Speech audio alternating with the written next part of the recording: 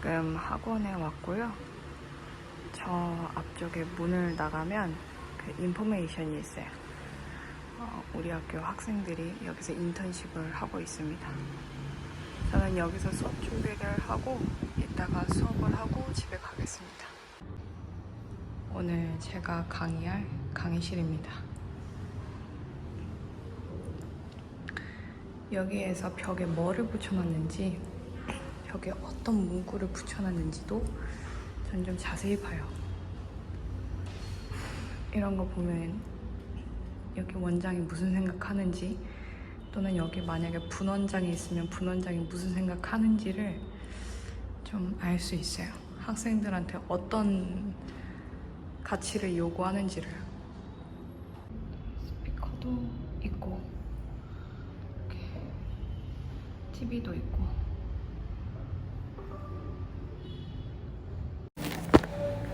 이거 시스템 기록하는 거를 잘 몰라가지고 긴장 좀 많이 했는데, 다행히 여기 기자재도 이것도 TV도 잘 나오고 해서 마콘도 열심히 써가지고 무사히 잘 끝났습니다. 고생했어. 너무 고생했어. 이번 주는 정말 바빴어요.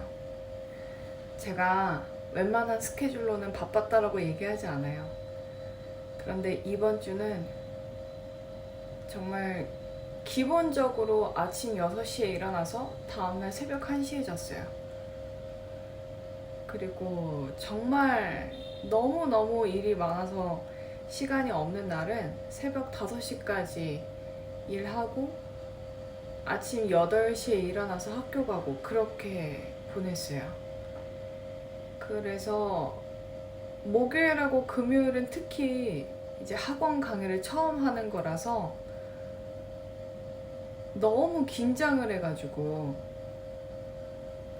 금요일에 집에 오니까 맥이 탁 풀리는 거예요. 사실 저는 대학에서 강의를 하는 것보다 온라인에서 강의를 하거나 이렇게 남의 학원에서 강의를 할 때 되게 긴장하거든요. 특히 남의 학원 같은 경우는 제가 손실을 책임지는 게 아니잖아요. 이 손실은 학원에서 그대로 받는 건데, 학원의 특성은 학생이 그날 당장 그만둘 수도 있어요. 그리고 학생이 환불을 요구할 수도 있어요. 그리고 만약에 학생이 부정적인 피드백을 이제 다른 학생들한테 공유하게 되면 미래의 수익에도 영향을 줘요. 그럼 저는 강의를 한 번 나가는 거지만 그 한 번으로 인해서 그 학생 한 명뿐만 아니라 미래의 고객, 수입원까지도 이 학원한테 리스크를 주게 되는 거거든요. 그래서 굉장히 학원 강의가 되게 신경이 쓰여요.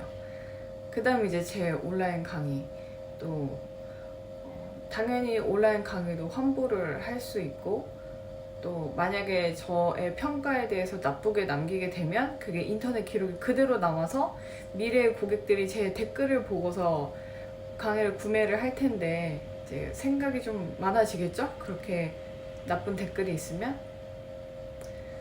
근데 대학교 같은 경우는 사실은 대학교는 그래서 강사의 태도가 굉장히 중요해요. 대학은 학생들이 이미 입학을 했기 때문에 입학을 취소할 수가 없어. 내 거 강의 듣고 마음에 안 든다고 입학을 취소할 수는 없거든요. 제 강의 때문에 학교를 그만두는 일은 잘 없단 말이에요. 그리고 학교에다가 환불을 요구하는 일도 잘 없어요. 그래서 사실은 부담은 좀 적어요. 그런데 이런 게 있어요. 저는 대학을 다니면서 만났던 친구들한테 상당한 영향을 받았었거든요.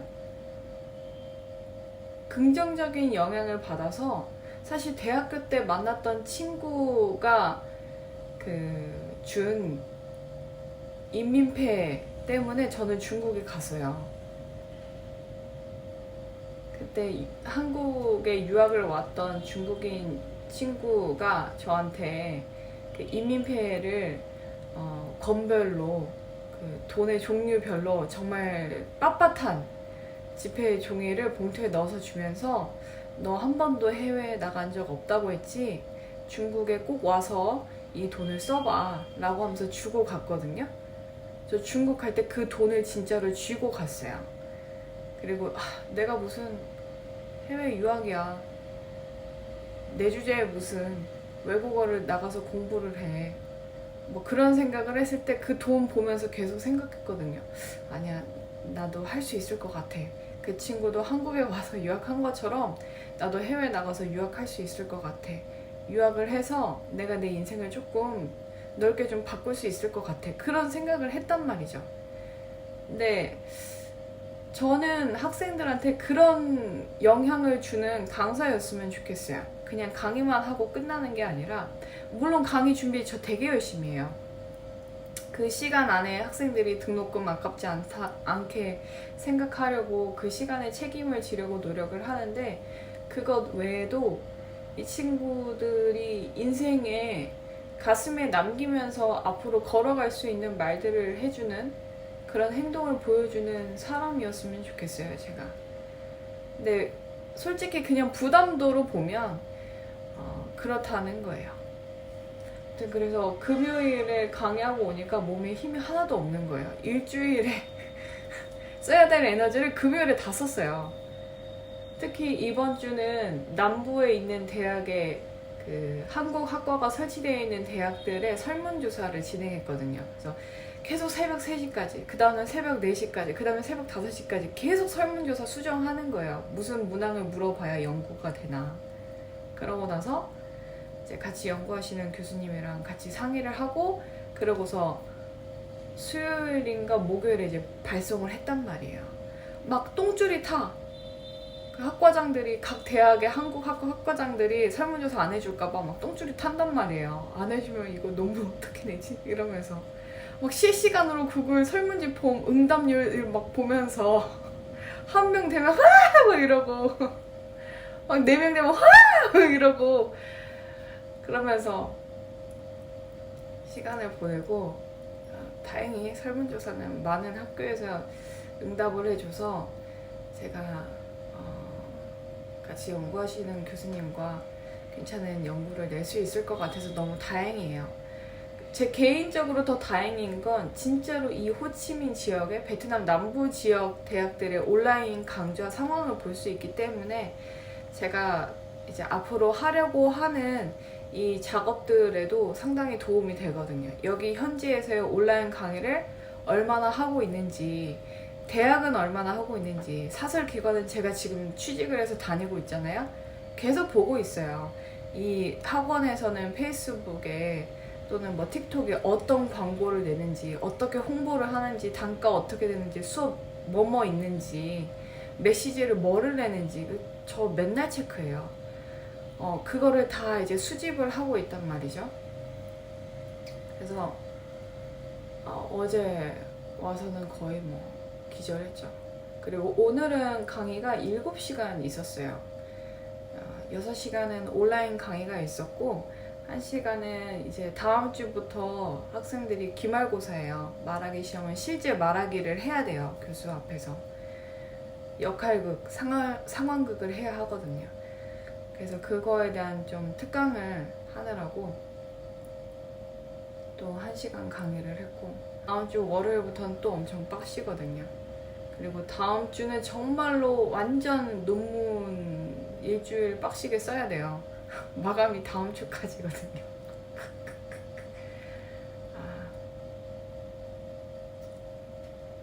하루도 열심히 살지 않는 날이 없습니다, 지금.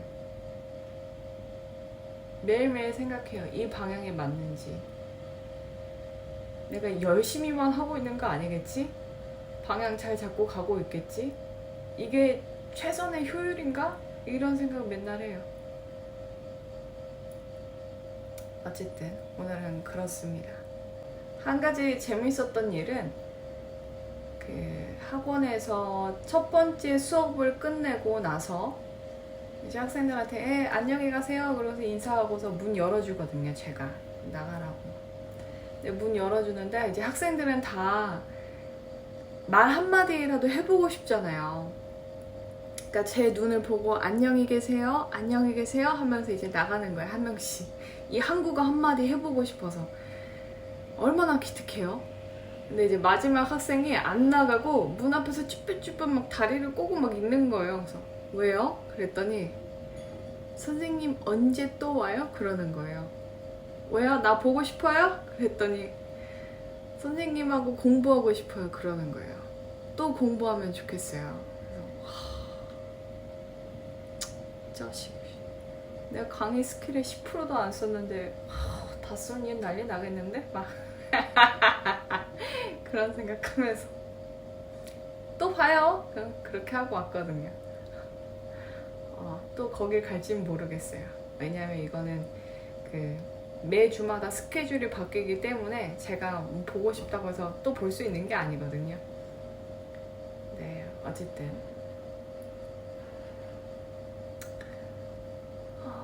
이런 일이 있으면 재밌어요. 그 바로 현장에서 학생들 반응을 보는 게 이제 가장 좋죠. 이제 어떤 강사들은 본인이 이건 사실 예전에 제 이야기예요. 초보 강사 시절에 자기가 아는 것 막 분출해내고 하얗게 불태웠다. 오늘 너무 강의 장난 아니었어. 막 이래요. 근데 학생들이 이해 못했고 학생이 이제 나중에 이제 그 다음 클래스 신청 안 하고 이제 그러면 내가 잘못했구나. 이제 그때 깨달아요. 그러니까 강의를 잘했는지 못했는지는 그 학생들 눈을 현장에서 보면 알아요. 학생들의 표정과 그 나갈 때 그 발걸음과 뭐 그런 걸 보면 이제 나중에는 감이 와요. 근데 가장 확실한 건 그렇게 그 현장에서 확인을 해주는 거예요.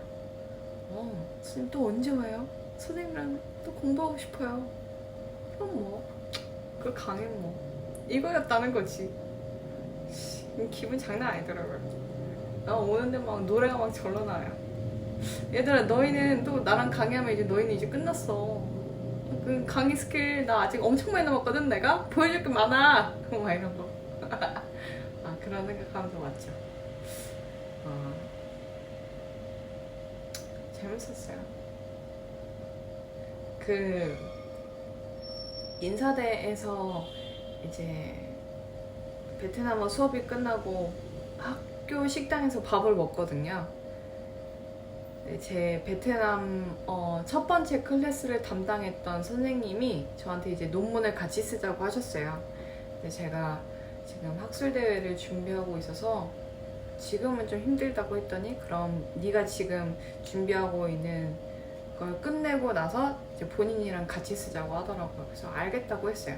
이제 그러면서 그분이 네 앞에 좀 앉아도 되니? 라고 하셔서 앉으시라고. 근데 이제 저는 이제 그러면 이제 긴장되잖아요. 난 베트남어도 못하고 영어도 못하는데 이분은 영어도 잘하고 베트남 사람이잖아요. 대체 무슨 언어로 소통해야 되나. 근데 이 베트남 이 바보같이 베트남어 하는 이 모습으로 내가 그래서 엄청 긴장하고 있었는데 선생님이 이제 얘기를 하는 거예요. 너 대학교 강의 가려고 이렇게 준비하고 있는 거야? 그래서 아니 저 대학 강의 아니고 오늘은 학원 강의 가요. 그랬어요. 그랬더니 무슨 학원? 물어봐서 학원 이름 얘기했더니 거기 잘 안다고 그러시는 거예요. 그러면서 너는 이 인사대 안에도 세종학당도 있고 한국어 가르치는 기관이 있으니까 여기서 강의하면 되지 왜 학원에 가? 그러시는 거예요. 제가 대학은 느려요. 기관은 중앙통제를 받고 그래서 시장을 반영할 수가 없어요. 그래서 학원 시스템을 보는 게 가장 시장의 반응을 빨리 확인할 수 있는 방법입니다. 이렇게 얘기를 했어요. 그랬더니 그래 그냥 그러셨는데 제 말을 다 이해를 못 하신 것 같아요. 파파하고 번역기, 구글 번역기, 온갖 번역기를 돌려가면서 아주 그냥 내가 답답합니다.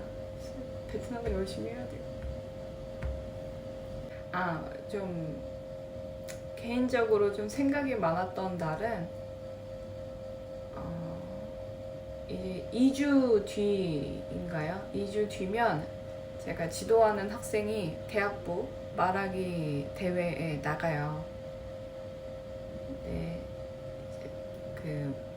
그래서 월요일, 금요일에 제가 전화 한국어를 해줘요. 그래서 프리토킹을 한 30분 정도 하고 이제 발표 연습, 발음을 이제 계속 체크해 주는 거예요. 갑자기 언어를 잘할 수는 없어요. 그래서 제가 생각을 한 건 이 친구한테 전화 한국어를 해줘야겠다. 맨날 만날 수는 없으니까. 그래서 전화 한국어로 진짜로 제가 수업을 하는 것처럼 프리토킹 하는 거예요. 그리고 심사위원들이 아마 이 질문을 할 것 같다라고 생각되는 것들을 제가 질문하고 이 학생이 실제 저한테 이제 답변을 해보는 거죠. 이제 그런 걸 하고 있어요. 그리고 벌써 한 달 정도 했고, 한 달 넘게 했어요. 그리고 지금 앞으로 한 9번 정도 더 할 거예요. 그리고 화요일마다는 학교에 가서 실제로 PPT랑 화면 띄워놓고 청중석, 그리고 대기석, 심사위원석, 그리고 무대 이거를 실제 다 진짜처럼 위치랑 다 세팅을 해놓고 대기하는 것부터 무대 위에 올라가는 동선, 어디에서 마이크 잡고 PPT를 어떤 방향으로 시선 어떻게 처리하면서 발표할 건지를 연습을 하고 있어요. 그래서 저는 이 학생이 기본적인 자질이 너무 훌륭해서 잘할 거라고 믿지만 저는 이 학생보다는 이 학생이 그동안 노력해온 이 시간을, 그 에너지를 더 믿습니다. 잘 될 거예요. 좋은 결과 있을 거라고 생각해요. 열심히만 하면 안 되고 결과가 좋아야 되거든요. 근데 이제 금요일에 제가 프리토킹 전화를 해줘야 되는데 잊어버렸어요. 9시에 늘 전화를 해주는데 제가 수업이 9시에 끝났어요. 그 학원에서. 그래서 정신이 없었어요. 그 전화가 있었다는 것도 잊어버린 거예요. 그날은 이제 너무 새롭게 하는 게 너무 많아서 긴장해서. 그래서 너무 미안하다고, 내가 집에 도착하면 바로 전화할 테니까 자지 말라고 그랬더니 선생님이 쉬어야 되는데 자기가 선생님을 못 쉬게 하는 것 같아서 너무 미안하고 죄송하다는 거예요. 제가 전화해서 그런 얘기 했어요. 내가 살면서 제일 좋아하지 않는 것들이 최선을 다하지 않고서 나중에 가서 후회하는 거다. 최선을 다하면 후회가 없다. 결과가 어떻든. 나는 너도 그랬으면 좋겠다. 그리고 너 잘 될 거니까 걱정하지 말라고. 그리고 잘 되기 위한 이 시간들을 충분히 즐기라고. 나하고 이렇게 전화로 한국어 공부하고 하는 이 모든 시간들을 충분히 즐기라고. 즐거워하라고. 그리고 나도 그러고 있다고. 그리고 나도 이렇게 해야 너한테 이만큼의 에너지를 투입하고 시간을 줘야 나도 앞으로 우리 앞에 있을 2주 뒤의 결과에 대해서 후회하지 않을 것 같다고. 그래서 하는 거라고. 그러니까 너무 다른 생각하지 말고 열심히 나한테서 가져갈 수 있는 거 다 가져가라고 그렇게 얘기를 했거든요. 사실은 그 학생에게보다 저한테 하는 말이기도 해요. 하루하루 이렇게 최선을 다하면 물론 방향이 맞는지 안 맞는지를 늘 보겠지만 그러고 나면 결과가 어떻든 물론 그 결과가 더 좋아지게 만들기 위해서 늘 노력하겠지만 그러면 나중에 후회가 없어요. 저는 여기 베트남에 오기 전에 고민했거든요. 내가 만약에 몇십 년 뒤에 죽는다. 근데 그때 내가 눈 감을 때 무엇을 가장 후회할까? 내가 이때 베트남에 가서 한번 도전해보지 않은 거 진짜 후회하겠다. 그래서 왔어요. 저는 후회 없이 할 거예요. 앞으로의 모든 선택들이 저는 그럴 거거든요. 그리고 그 선택은 당연히 가장 좋은 건 내가 좋아야 되고 남도 같이 좋아야 돼요. 남한테 피해주면 안 되고. 아무튼 그렇습니다.